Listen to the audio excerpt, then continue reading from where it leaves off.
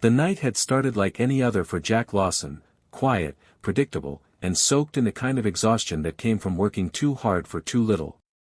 His small two-bedroom home on the edge of town stood in silence except for the soft hum of the old refrigerator and the gentle breathing of his 8-year-old son, Noah, asleep in the next room. Jack sat at the kitchen table with a cup of lukewarm coffee, flipping through overdue bills, the red print on them reminding him of how close he always was to losing the little he had left. Life had been a grind since his wife, Emma, passed away 3 years ago. The laughter in their home had faded, replaced by long shifts at the mechanic's garage and late nights counting coins. Yet, for Noah's sake, Jack kept going. He always did. It was nearing midnight when a distant crackling sound broke the stillness. At first, Jack thought it was thunder, but then he saw the orange flicker dancing against the dark windowpane. Frowning, he stood, walked to the porch, and froze. Across the field, the old countryside was ablaze, a roaring inferno lighting up the night sky. The smell of smoke reached him seconds later, sharp and acrid, carried by the wind. Without a second thought, Jack grabbed his worn jacket and sprinted toward the fire. He didn't even stop to put on his shoes properly. Old habits never died, once a firefighter, always a firefighter. By the time he reached the inn, chaos had already taken over. Flames clawed at the wooden beams while a few frightened guests stood outside, shouting for help. Someone screamed, "There's still a woman inside."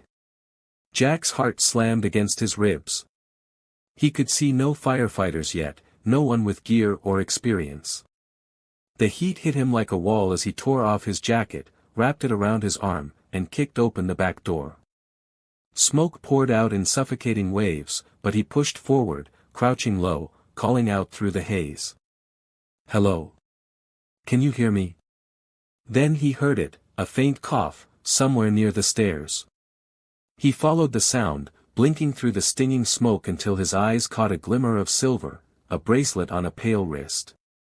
A woman lay half buried under a fallen beam, her evening gown singed, her face streaked with soot. Jack's heart pounded as he lifted the beam, muscles screaming from the weight. The woman stirred weakly, eyes fluttering open for a second before closing again. He didn't stop to think, he scooped her into his arms and staggered back toward the exit, every breath a fight. The world outside exploded in cool air and noise. Someone shouted, "He's got her," as Jack stumbled out, coughing, his clothes streaked with ash. He laid her gently on the grass, brushing soot from her face. She was beautiful, even beneath the grime, a kind of grace that didn't fit this place. Her lips parted, voice trembling. "You saved me," she whispered, before her head fell limply to the side. Jack's hands shook as he checked her pulse. Still there, steady but weak. The sirens wailed in the distance now, but he knew by the time they arrived, his part would be over. He stayed until the paramedics took her, refusing to give his name, and when the chaos dimmed, he slipped away into the shadows. Back home, Noah stirred as Jack quietly entered, the faint scent of smoke clinging to him. He tucked his son back under the blanket and sat beside his bed, staring at the sleeping boy's face. For the first time in years, he felt something he couldn't explain, like a spark had reignited in his chest. He had no idea that the woman he had carried from the fire was not just any stranger, but someone whose return would soon change everything. 3 days had passed since the fire, yet the smell of smoke still clung faintly to Jack's jacket. The local newspaper had run a small story about the mystery rescuer who'd saved a woman from the burning countryside inn, but Jack didn't think much of it. He had no interest in glory, he just wanted to get back to work, fix cars, and keep food on the table for Noah. That morning, the garage was humming with the usual rhythm, engines revving, wrenches clanging, the low buzz of small-town chatter.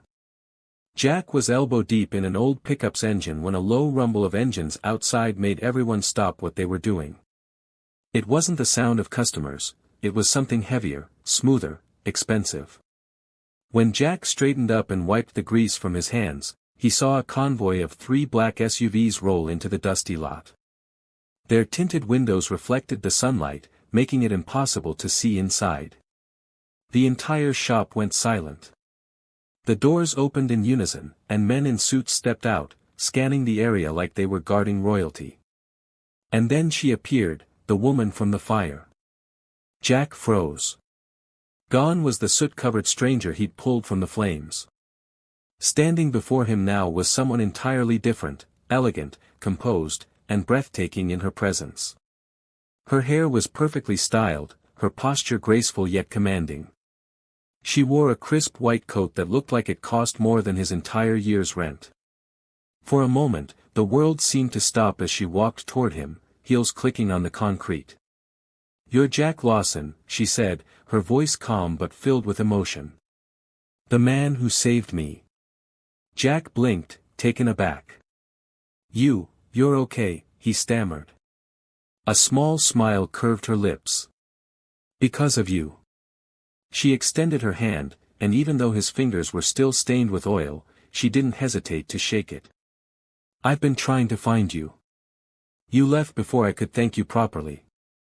He shrugged awkwardly. "Didn't think it was necessary. I just did what anyone would do." Her smile deepened, but there was something behind it, a quiet curiosity, maybe even admiration. "Not anyone would have run into that fire," she said softly. "My name's Elena Voss." The name made one of the younger mechanics gasp. Everyone in town had heard of Voss Industries, the global tech giant whose devices and vehicles were revolutionizing energy systems. Elena Voss was one of the youngest billionaires in the country, the kind of person you only saw on magazine covers or business channels. Yet here she was, standing in Jack's dusty little garage, looking right at him. "Miss Voss," he said carefully, stepping back a little. "You didn't need to come all this way." "I did," she replied firmly. She turned to one of her men. "Bring it." A tall guard stepped forward, carrying a sleek black briefcase. When he opened it on the counter, the entire shop fell silent again. Inside were stacks of neatly arranged cash and a folder of documents. Elena looked back at Jack. "It's a small token of gratitude, a fund for your son's education, and something to make life easier for you." Jack's stomach tightened. He glanced at the money, then back at her, shaking his head. "I can't take that. You don't owe me anything." Elena studied him, intrigued. Most people would have taken the money without question. But Jack's refusal seemed to surprise her more than the fire itself. "You really don't want it?" she asked, her tone quiet now. Jack wiped his hands on his rag. "I don't save people for rewards. I just did what I had to do." For a moment, silence filled the air between them, thick and charged. Then, to everyone's shock, Elena smiled, genuinely this time. "Then maybe I owe you something more valuable than money," she said. She reached into her bag and handed him a card embossed with silver letters, "Elena Voss, CEO, Voss Industries. If you ever need anything, call me." Jack hesitated, but took the card. "I doubt our paths will cross again," he said quietly. Her gaze softened, and she held his eyes for a long second before replying, "Mr. Lawson, something tells me they will." And with that, she turned, her bodyguards escorting her back to the SUVs. The engines roared to life, and the convoy disappeared down the road, leaving behind a cloud of dust, and a man who couldn't stop staring at the card in his hand. He didn't know it yet, but that moment had just rewritten the course of his life. The following weeks passed in an uneasy calm. Jack tried to push Elena Voss out of his thoughts, convincing himself their worlds were never meant to overlap again. He had work to do, a son to raise, and bills that didn't care about gratitude or miracles. Yet no matter how hard he tried, her face, soot-streaked from the night of the fire, then polished and radiant at his garage, lingered in his mind like a memory that refused to fade. He didn't tell Noah about her visit, though the boy noticed his father's distracted silences. "Dad, are you okay?" he asked one evening over dinner, swinging his legs from the kitchen chair. Jack smiled faintly, ruffling his son's hair. "Yeah, buddy. Just tired." But the truth was, he wasn't tired, he was restless. Something inside him had been stirred awake, a curiosity about a woman who lived in a world so far beyond his reach. That curiosity turned to disbelief when, 2 weeks later, Elena returned. The garage bell chimed softly as she walked in, dressed not in designer heels this time but in a simple cream sweater and jeans. Jack nearly dropped the wrench in his hand. "You again," he said, half surprised, half nervous. She smiled, brushing a strand of hair from her face. "I told you our paths would cross again." Behind her stood no bodyguards, no fancy SUVs, just her, holding 2 paper cups of coffee. "Peace offering," she said, handing him one. The other mechanics stared, whispering among themselves, but Jack gestured for them to give him space. When they were alone, he crossed his arms. "Why are you really here, Miss Voss? People like you don't just drop by small-town garages for coffee." Elena leaned against the counter, unbothered by the oil stains or the smell of gasoline. "Because people like me get tired of being surrounded by others who only see money," she said honestly. "You're the first person in a long time who didn't want anything from me. That's rare." Jack looked at her, unsure how to respond. "I'm not a charity case," he muttered. "I never said you were," she replied softly. "Maybe I just needed to thank you in person. Properly." That "thank you" turned into conversations. She stopped by again the next week, and the next. Sometimes she'd bring coffee or pastries, other times she'd simply sit in the corner of the garage, watching him work while Noah played nearby. Slowly, the awkwardness between them gave way to something warmer. Jack found himself laughing again, something he hadn't done freely since his wife died.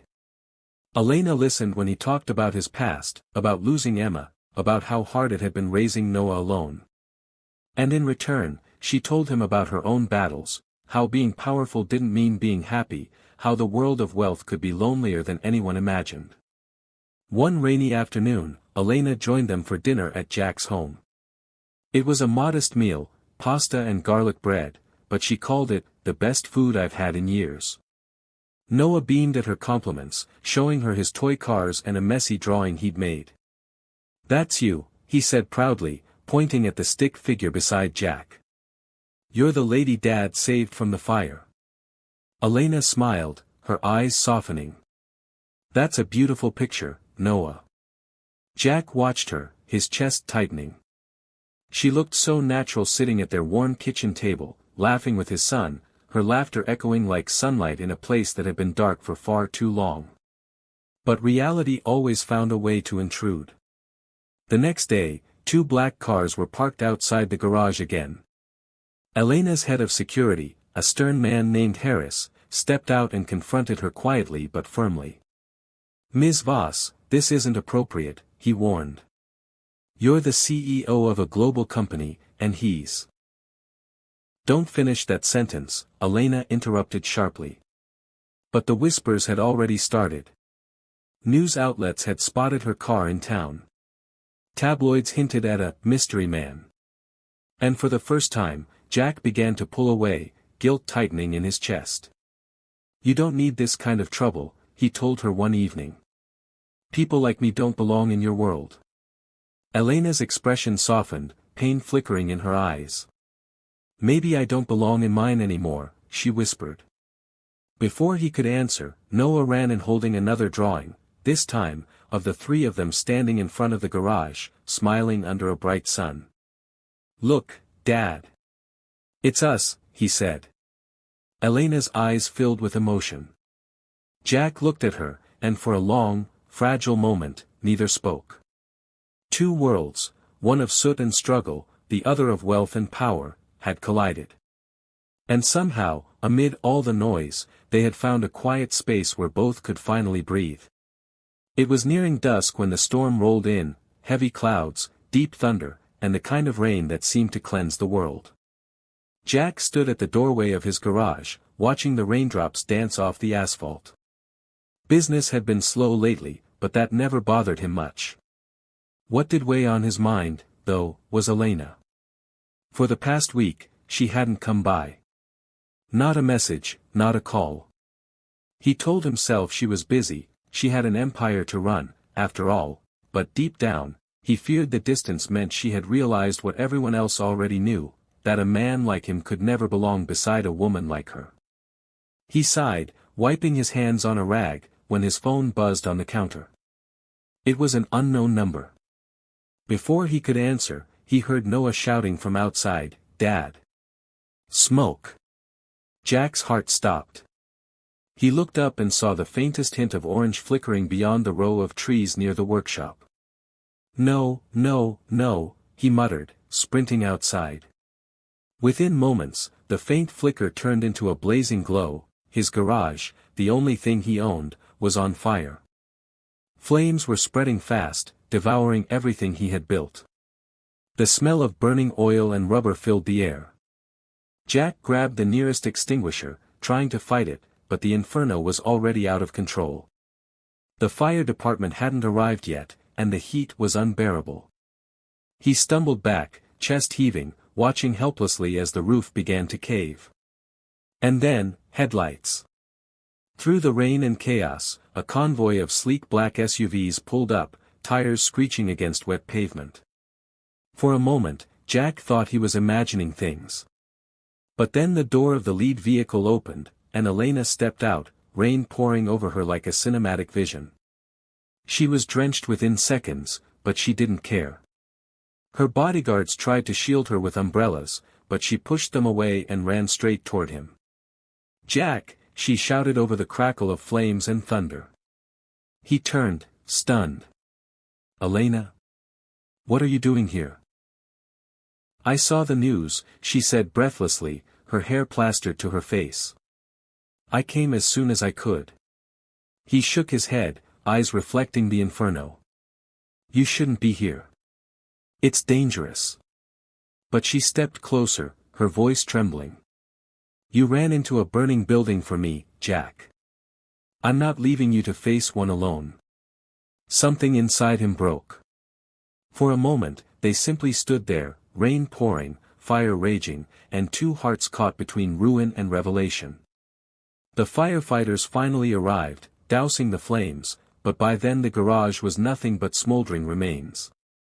When the chaos settled, Jack sat on the curb, soaked and silent, staring at the wreckage that had once been his life's work. Elena sat beside him, ignoring the rain and the disapproving glances of her security team.